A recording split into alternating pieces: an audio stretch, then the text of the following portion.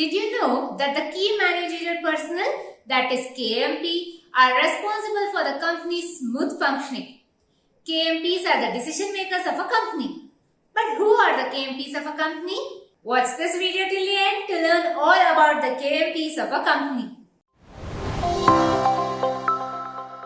Hello and welcome. I'm Maishi from Clear. We have assisted more than 4 lakh growing businesses. Do subscribe to support us and get a clear explanation of business concepts. The Companies Act provides the list of people who are considered as KMP of a company. The persons occupying these positions in a company are the company's KMPs. Chief Executive Officer, Manager or Managing Director. The Chief Executive Officer and Managing Director are responsible for running the company. The Managing Director is a director having substantial powers over the company management and its affairs. A manager is an individual who manages the whole company affairs subject to the Board of Directors' direction, control and superintendence. However, a company cannot appoint a Managing Director and a manager at the same time. Company Secretary. A company secretary is responsible for looking after the efficient administration of the company. They take care of the company's compliance and regulatory requirements. A company secretary means a person who is a member of the Institute of Company Secretaries of India, that is ICSI. Whole-time director.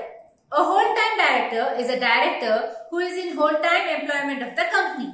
A whole-time director is a director who works during the entire working hours of the company. A managing director can also be a whole-time director. Chief Financial Officer. The Chief Financial Officer is responsible for handling the company's financial status.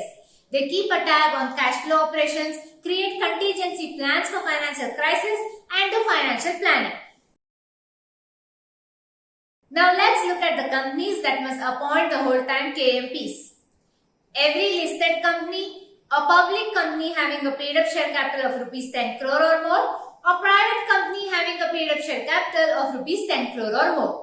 Every whole-time KMP is appointed through a resolution of the board containing the conditions and terms of appointment, including remuneration. I hope you understood who the KMPs of a company are. If yes, please write clear in the comments below. If not, let us know your queries in the comments below and we will address them as soon as possible. These are the primary responsibilities and functions of KMPs of a company.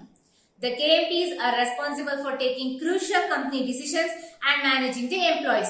They are liable when the company does not follow the mandatory compliances laid down by the Companies Act. The details about the securities held by the KMPs in the company or its subsidiaries must be disclosed and recorded in the register. The KMPs have the right to state their opinion, especially in the audit committee meetings, but they do not have a voting right. The KMP should disclose their interest in other associations and companies within 30 days of their appointment. So folks, that's it for today. If you have any queries, you can contact our experts by clicking on the chat link provided in the description box below. Also, don't forget to subscribe to our channel for more such informative videos and stay tuned for more updates.